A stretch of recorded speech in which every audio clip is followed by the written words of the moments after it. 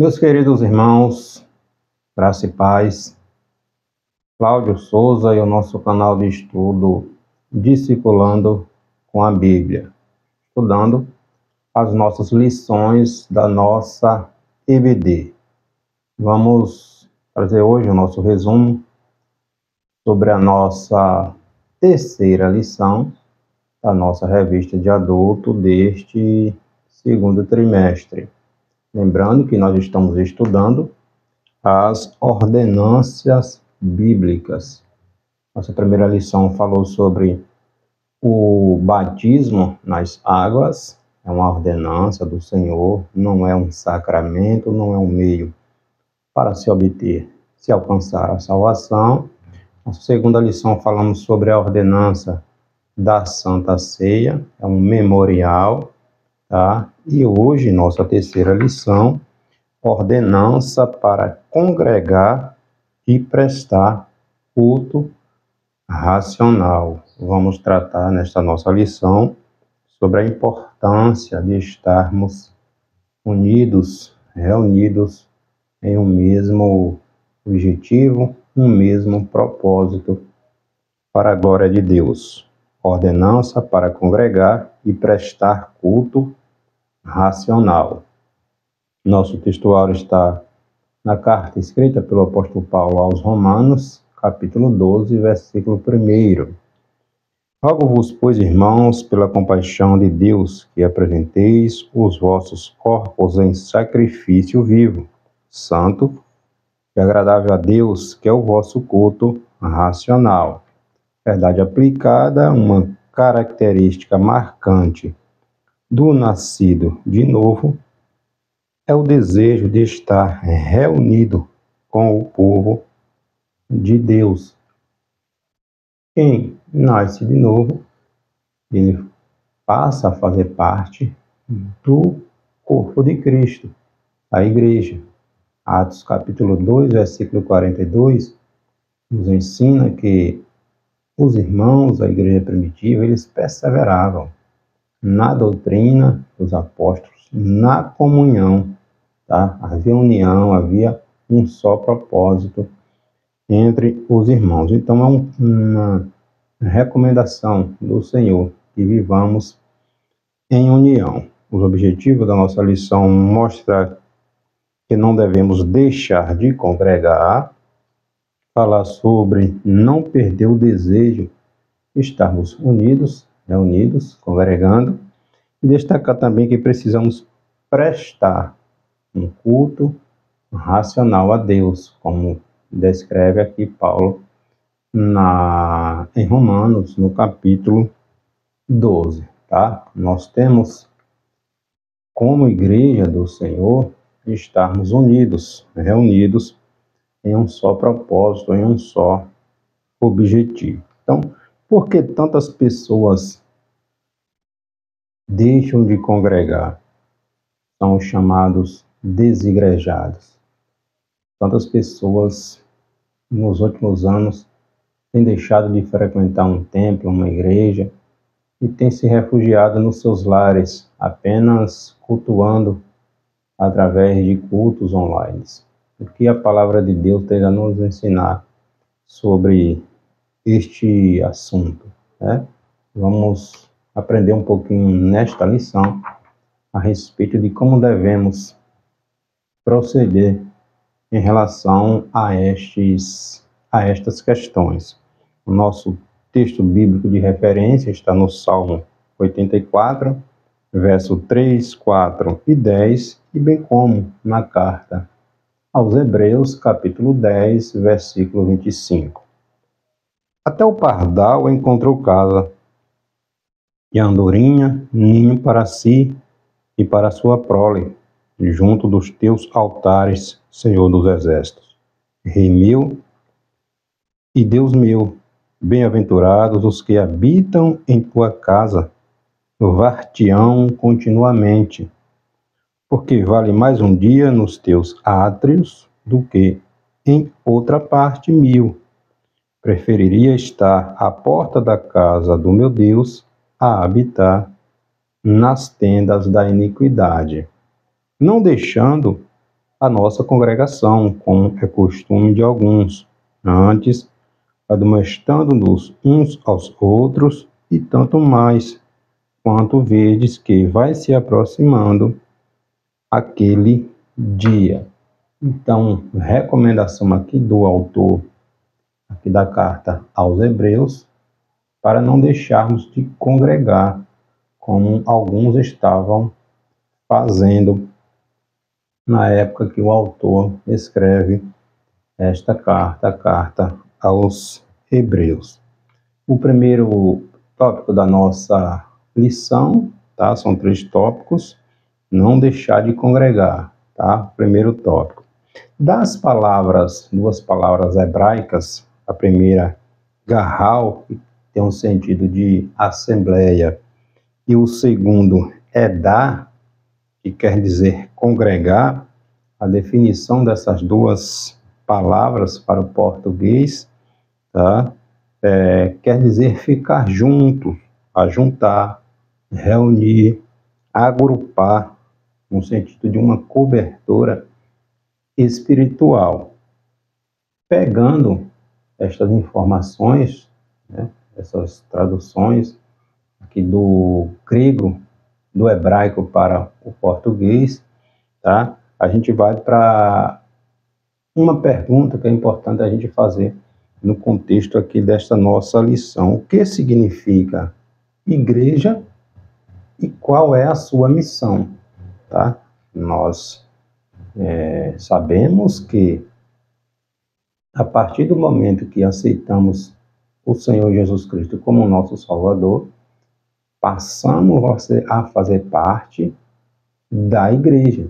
Somos um membro da igreja, deste corpo. O corpo humano, ele tem várias células, ele tem vários membros, vários órgãos. Todos, cada um individualmente, contribuindo para o bem do corpo, tá? Então, várias partes, vários membros, um só corpo. Assim é o corpo de Cristo, a igreja, tá? São vários membros, um só corpo. A partir do momento que eu aceito Jesus como Senhor e Salvador da minha vida, eu passo a fazer parte desse corpo. Então, a igreja significa a união de todos aqueles que foram escolhidos e chamados por Deus. Lembrando, como está no Evangelho escrito pelo apóstolo João, capítulo 15, versículo 16, quando Jesus vai dizer: não foram vocês que me escolheram, mas eu escolhi vocês, tá? Então, nós somos convidados pelo Senhor Jesus Cristo, o Espírito Santo trabalha em nosso coração, reconhecemos Jesus como nosso Senhor e Salvador e nos tornamos membros, participantes do corpo de Cristo. Então, nós somos chamados por Deus, os quais, pela ação do seu Santo Espírito, né, nós passamos a crer em Jesus como o único e unigênito Filho de Deus, o único que pode nos dar vida eterna. Então, a igreja ela é definida como sendo o corpo de Cristo. Efésios capítulo 5, versículo 30, Efésios capítulo 1, versículo 22 e 23. A igreja ela é o corpo e Jesus, o Filho de Deus, aquele que morreu em meu e em seu lugar, ele é a cabeça da igreja. Logo, como é que eu, fazendo parte deste corpo, eu vou viver isoladamente? Não tem como. Tire uma brasa do braseiro e ela vai rapidamente se esfriar, se apagar, tá? Então, daí nós já observamos, já ficamos atentos sobre a importância de congregar, tá? Então, a palavra igreja, ela traduz do latim ecclesia, que, por sua vez, vem do grego também ecclesia, que basicamente significa assembleia pública ou algo ou em comum, né? Uma reunião, né?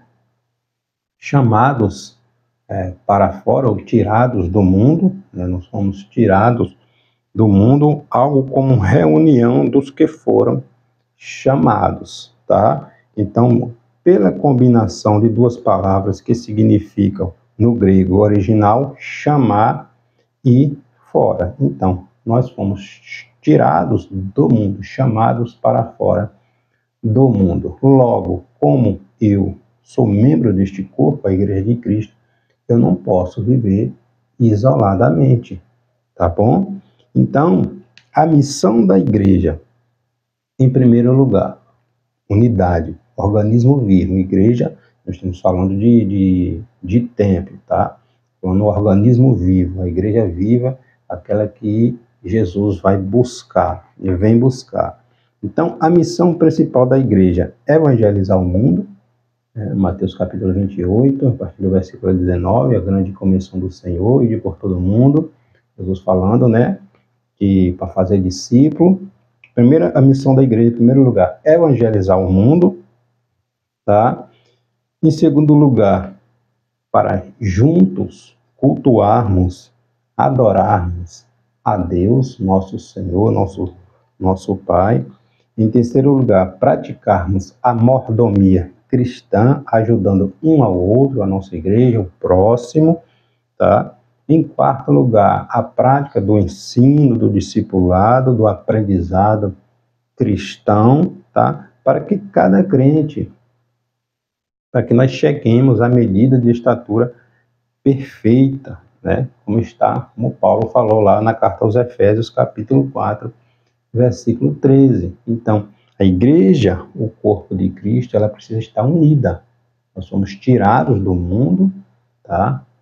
Jesus, na sua oração sacerdotal, lá no Evangelho escrito por João, capítulo 17, Jesus diz, não são do mundo, assim como eu do mundo não sou. Tá? Então, nós não somos do mundo, nós fomos tirados para fora do mundo, né? Preparados, equipados, treinados, revestidos de poder, para sermos enviados ao mundo, não como participando dele, sendo parte dele, mas para que, através da nossa vida, outros venham chegar ao conhecimento da verdade. Então, a igreja, ela é o corpo de Cristo e ela tem a missão de Deus de evangelizar, de ser uma referência neste mundo. Então, nós precisamos estar unidos, reunidos, num só propósito, num só objetivo. Cristão que vive isoladamente, algo precisa ser ajustado em sua vida, tá? Então, no Salmo, vamos ler no Salmo, dizendo que aquele que habita, né, na casa do Senhor, são bem-aventurados que habitam na casa do Senhor. O salmista diz lá no Salmo 84, verso do 1 ao 2, quão amáveis são os teus tabernáculos, Senhor dos exércitos, a minha alma está anelante e desfalece pelos átrios do Senhor. No 84, verso 10, ele diz que preferiria estar à porta da casa do Senhor, o salmista, né? Habitar nas tendas da impiedade. E no Salmo 122, verso 1, o salmista expressa a alegria quando o chamaram para estar na casa do Senhor. Alegrei-me quando me disseram, vamos à casa do Senhor. Então, nós vimos aqui passagem no Antigo Testamento, onde o salmista ele vai falar a respeito da alegria, da importância de estar unidos, reunidos na casa do Senhor, na casa da oração. No Salmo 27, verso 4, o salmista diz, dizendo que pediu uma coisa ao Senhor e a buscaria, era morar na casa do Senhor todos os dias da sua vida, para contemplar a formosura do Senhor e aprender no seu santo templo. E aqui nós estamos pegando só exemplo aqui do Antigo Testamento. Imagina quando vamos analisar o Novo Testamento, tá? De Jesus no templo, dos apóstolos no templo, de Paulo nas sinagogas pregando. Então, a igreja ela se reunia, tá? Os irmãos se reuniam num só propósito, numa só unidade, num só objetivo, tá? Então, olha o tema da nossa lição: ordenança para congregar e prestar um culto racional. Novamente, é o que diz Hebreus, capítulo 10, versículo 25. Não deixando a nossa congregação, como é costume de alguns. Então, alguns estavam abandonando a congregação, e aqui vem a demonstração a respeito de não agirmos desta maneira.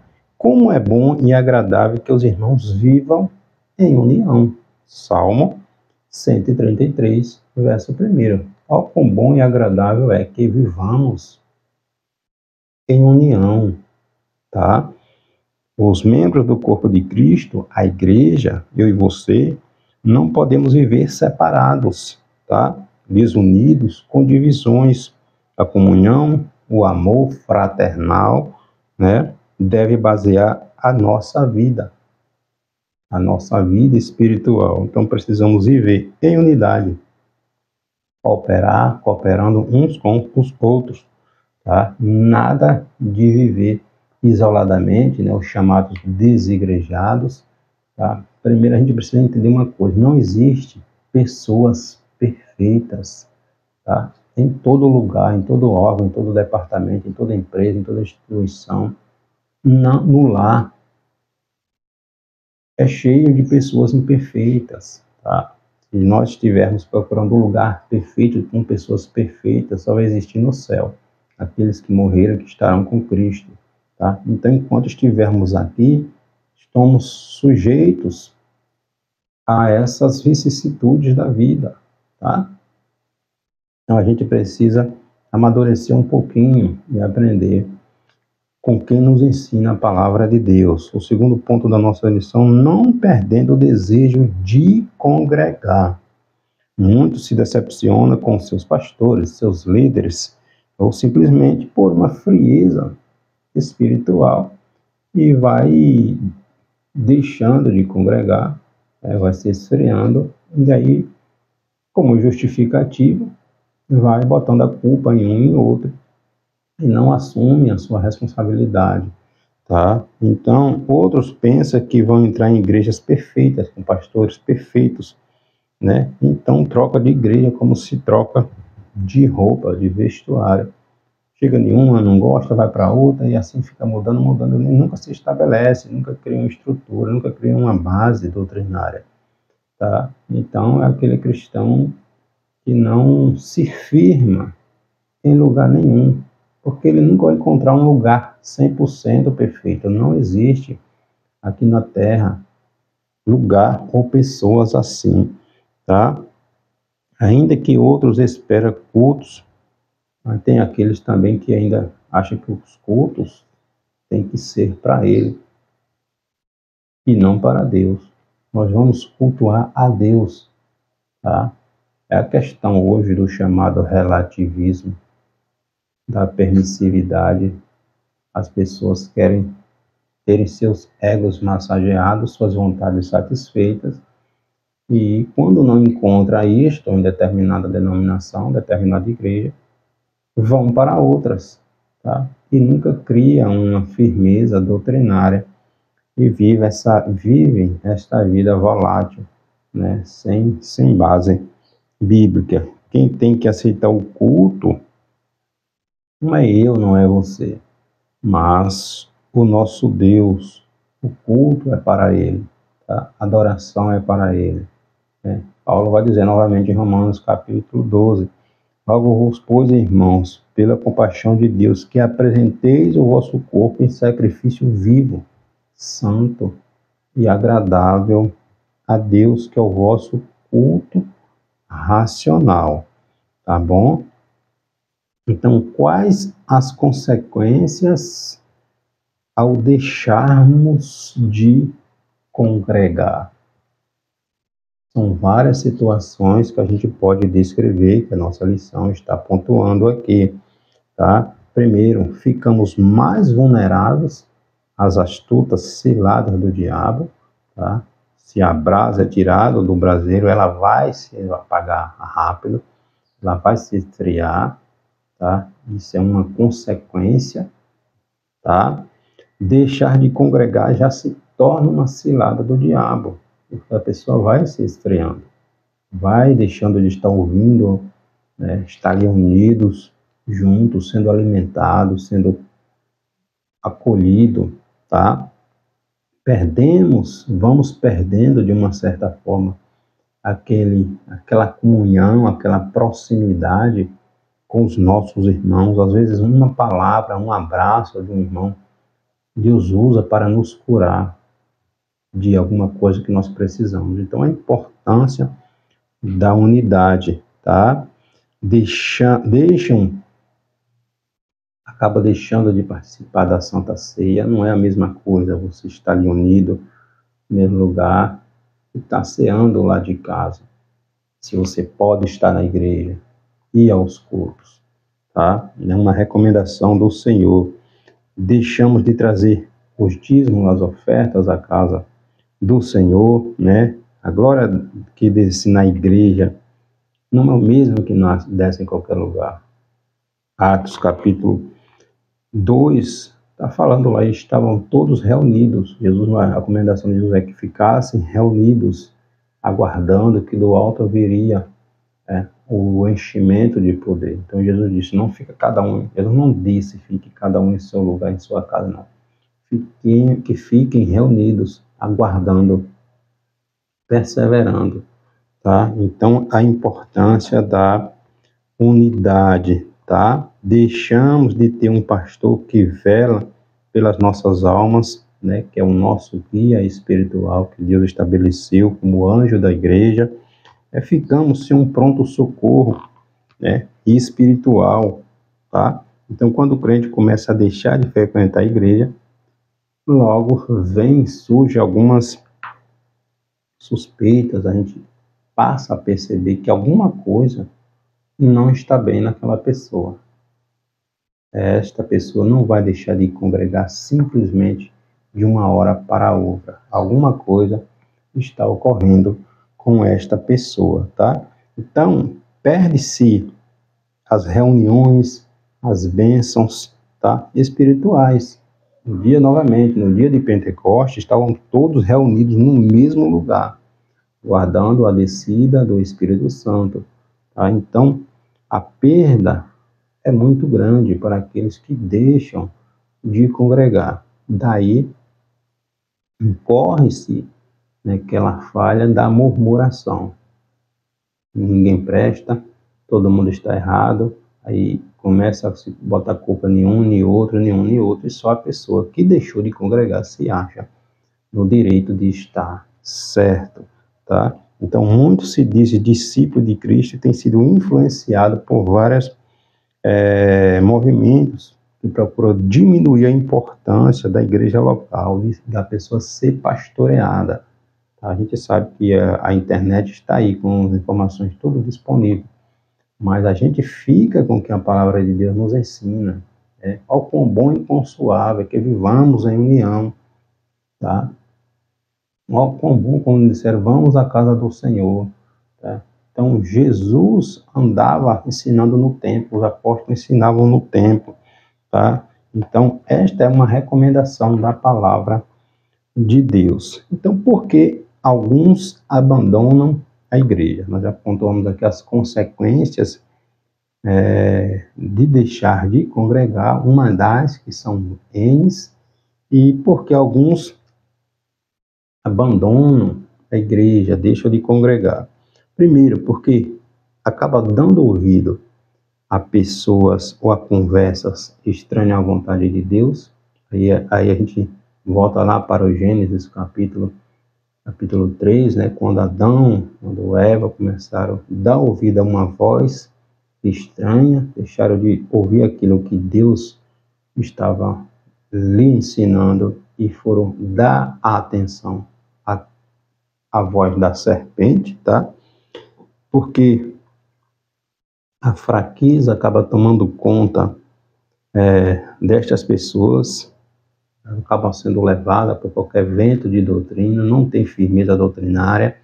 Um cristão que não frequenta uma escola bíblica, não frequenta culto de doutrina, né, quer apenas culto de movimento, não consegue ter uma base, uma firmeza, porque a firmeza, o alimento, vem através da palavra, da aplicabilidade da palavra de Deus, certo? Porque pensa que são os mais perseguidos. Não, irmão, em todo lugar a perseguição existe. Sinônimo de ser cristão é ser perseguido, tá? Nós não somos igual ao mundo. O nosso Senhor, o nosso Mestre, Jesus, foi o maior perseguido. Logo, eu e você, como membro, como discípulo de Jesus, não seremos perseguidos, tá? Nós somos diferenciados, nós não somos iguais a todo mundo. Por isso, o cristão, ele é apontado, ele é perseguido, ele é observado, tá? Porque prefere escutar algumas pessoas do que o seu próprio pastor, o pastor da sua igreja.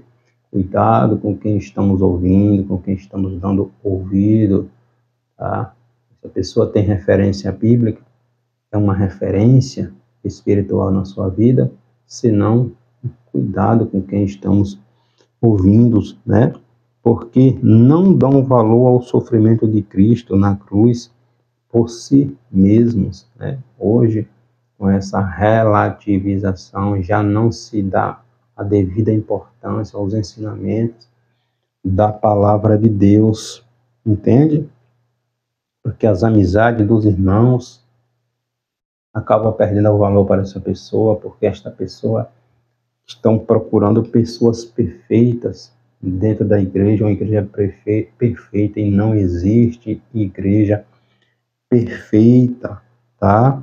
Porque não amam a igreja que pertence, porque pecam e ficam receosos de confessar. Então são N problemas, N situações que levam uma pessoa a deixar de congregar, a abandonar o próprio pecado, né?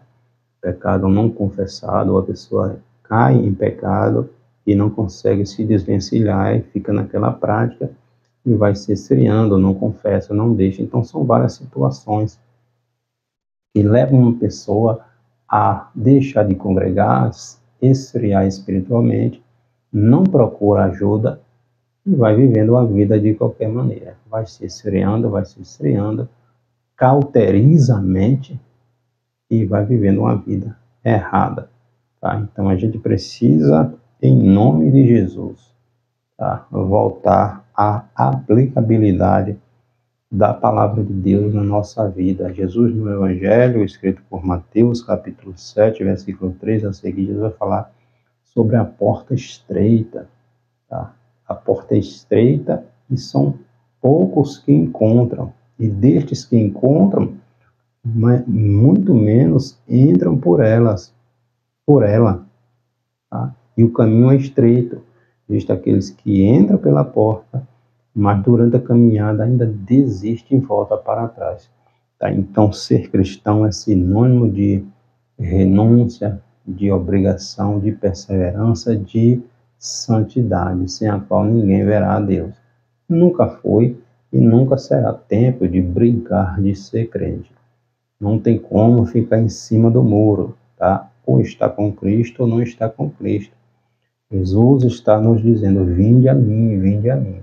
Agora, não é de qualquer maneira que nós vamos permanecer na presença de Deus e estarmos com a nossa salvação firme, tá? Ser santo. Jesus conversando com Nicodemos, no capítulo 3 do Evangelho de João, Jesus vai dizer, quem não nascer de novo, não pode entrar no reino de Deus. Então, santidade, santificação, perseverança é a marca do cristão. Nós vivemos hoje a chamada cristão que não aguenta nada, qualquer coisa desiste, abandona, esfria, deixa a fé. Que tipo de cristão nós somos, tá? Então, como membro do corpo de Cristo, temos que estar comprometidos com a responsabilidade de cuidar um dos outros. A gente sabe que não é tarefa apenas daqueles que estão na liderança, em departamentos, mas é uma obrigação nossa, tá? A missão de anunciar o reino de Deus é para todos, tá? A missão da igreja, que é a missão de Deus, é para todos, não é só para o pastor, para a liderança, para o departamento, né? Cada um de nós somos chamados a fazer discípulos, tá? Então, se nós temos um irmão ao nosso lado, nós conhecemos que está vivendo uma situação difícil, procuremos ajudar um ao outro, né? A gente precisa cuidar um do outro. Então, precisamos aprender com o nosso maior exemplo, que é Jesus Cristo. Era costume de Jesus estar nas sinagogas para a leitura da palavra de Deus. Lucas capítulo 4, versículo 16. Jesus estava presente no templo, como também os seus discípulos. Jesus subiu ao templo e começou a ensinar. João capítulo 7, versículo 14. Jesus foi apresentado no templo, Lucas 7, 27. Jesus, com os 12 anos, já se achava ali no templo com os doutores. Lucas vai registrar, capítulo 2, versículo 46. Jesus chama o templo de minha casa, tá? Mateus capítulo 21, versículo 13. Jesus chama o templo de casa de oração, Mateus capítulo 21, versículo 13, tá? E Jesus zela pelo templo quando ele expulsa aqueles que estavam comercializando ali, Mateus capítulo 21, versículo 12.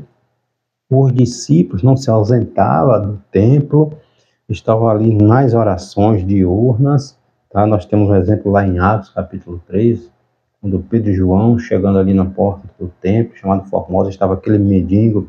Então Pedro profetiza sobre a vida daquele mendigo, Pedro e João, aquele homem começa a andar e entra no templo. Então nós temos exemplo aqui de Jesus, dos apóstolos. Eles ensinavam, eles pregavam no templo, nas sinagogas, tá? Então, há exemplos no Antigo Testamento e no Novo Testamento. Então, essa de que não precisa congregar, eu posso fazer isso de casa, não é uma recomendação bíblica, não é uma orientação bíblica, tá?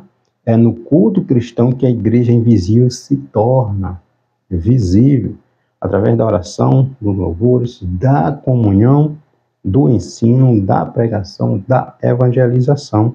A Igreja de Cristo cumpre o seu propósito revelado nas Sagradas Escrituras, desde o Antigo Testamento até a Igreja Neotestamentária. Tá? Nós pegamos exemplo nos Salmos, tá? E aqui o maior exemplo era Jesus. Paulo, nas suas viagens missionárias, Paulo entrava nas sinagogas para pregar. Paulo se dirigia às sinagogas, pregava primeiro para os judeus, depois para os gentios, tá? Mas é uma recomendação de que vivamos em união, que nos reunamos na casa de Deus para cultuar, para congregar, para estarmos em comunhão. E eles perseveravam na doutrina dos apóstolos, na comunhão, nas orações, no partir do pão. Atos capítulo 2, versículo 42. Então, congregar é uma recomendação da palavra de Deus, tá? O culto não é para o homem, é para Deus. A partir do momento que saímos da nossa casa, que estamos nos arrumando, nos preparando para ir à casa de Deus, já estamos cultuando. Deus já está recebendo a nossa adoração. Porque estamos indo não para olhar para o defeito do irmão, da irmã, da liderança, mas olhar para o nosso Deus. Porque Jesus vai dizer lá em João, capítulo 4, conversando com a mulher samaritana, os verdadeiros adoradores adoram o Pai. Por vista não, em espírito, em verdade, em sinceridade de coração, tá? Para a gente finalizar o terceiro tópico da nossa lição, oferecendo um culto racional. É a orientação de Paulo aqui na carta aos Romanos, capítulo 12, tá? Do grego latreia, a palavra racional, quer dizer serviço a Deus, adoração, né? O vosso culto racional, ou seja, o culto racional, o espiritual está sendo trocado. O culto racional e espiritual está sendo trocado, né, por um culto sentimental, onde são as emoções que têm falado mais alto, têm deixado de dar a devida importância à exposição da palavra de Deus para a questão do emocionalismo, do sentimentalismo vazio. Tá? Terminou ali o culto, o movimento acabou. Acabou. Tá? Então a gente precisa sermos racionais em relação ao culto que estamos prestando ao nosso Deus. Sacrifício vivo, santo e agradável a Deus. Romanos capítulo 12, versículo 1, tá? Então, sacrificar a vontade da carne para fazer a vontade de Deus. O culto racional está fundamentado no movimento? Não, na palavra de Deus. O evangelho ele é simples, deve ser compreendido e acessível aos mais incultos e iletrados da congregação. E é isso que Paulo vem descrever aqui em Romanos capítulo 12. Né? 3 coisas são pedidas acerca do culto racional. Sacrifício vivo, né? Ou seja, de forma vigorosa, com fervor, de todo o coração. Tem que ser santo, sem profanação, sem invenção, sem contaminação. Sacrifício especial, sem irreverência, tá? E agradável a Deus, de boa vontade, do fundo do coração, sem fingimento, sem hipocrisia, não como uma obrigação, mas de livre e espontânea vontade, a completude, a alma, o corpo e o espírito, tá? Então, sacrifício, um culto de adoração, né? De sacrifício ao Senhor, santo, agradável ao nosso Deus, que é o nosso culto racional. Deus está à procura, não de movimento, mas de adoradores, dos verdadeiros adoradores. Deus não está atrás de adoração forçada, coagida, de jeito nenhum. É espontaneidade, verdadeiro, né? Completo, alma, corpo e espírito, tá?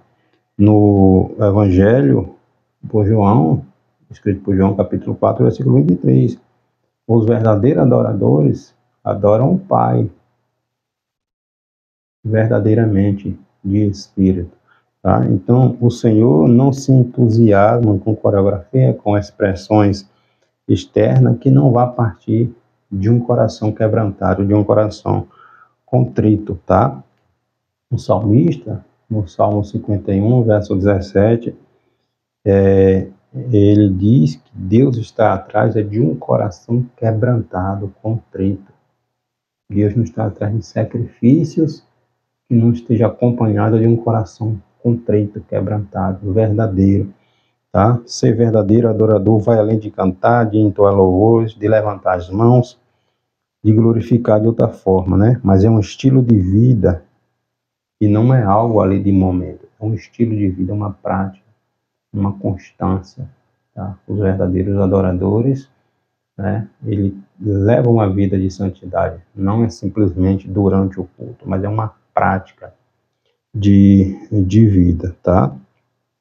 É um estilo de vida, é uma vida exemplar e digna de ser copiada, tá? Uma adoração diária, contínua, constante, vai além da forma e do lugar onde chega.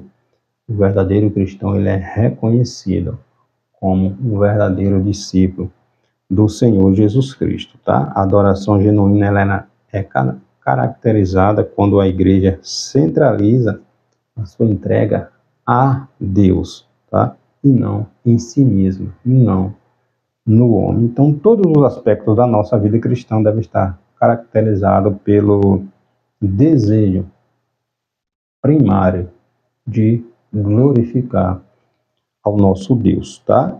Se só ao Senhor adorarás, só a Ele prestarás culto, tá? É o que Jesus vai dizer, como ou com o inimigo, quando este está tentando Jesus no deserto. O inimigo tentando pegar Jesus ali no estreito, pedindo, né, que Jesus o adorasse.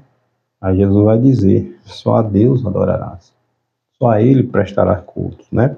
Nós adoramos a Deus, amamos uns aos outros e gostamos de coisas, né? Precisamos separar. Disse Jesus: vai-te, Satanás, porque está escrito: só o Senhor teu Deus adorará, só a Ele prestará cultos. Está registrado no Evangelho, Mateus capítulo 4, versículo 10, falando isso aqui. Então, as pessoas, nós amamos, né? Amar Deus acima de todas as coisas, o próximo, tá? E elas podem ser homenageadas, reconhecidas, mas nunca adoradas. Adoração só ao nosso Deus. As coisas nós gostamos, tá? Gostamos das coisas, gostamos dos objetos, gostamos de, enfim, mas adoração só a Deus, tá? Então, não há base bíblica para um viver cristão isolado e indiferente aos demais irmãos. Não há base bíblica para isso, né? A comunhão, ela é coletiva, pois é fundamental para a prática da mutualidade cristã, ou seja, suportar uns aos outros, perdoar uns aos outros, exortarmos uns aos outros. Tá? Novamente, e os irmãos perseveravam na doutrina, na comunhão, no partir do pão, nas orações. Então, um só propósito. O corpo, ele é um só, vários membros, vários órgãos, mas é um só. Jesus não vem buscar a igreja X, a igreja Y, não, porque a igreja, o organismo vivo, ela é um só.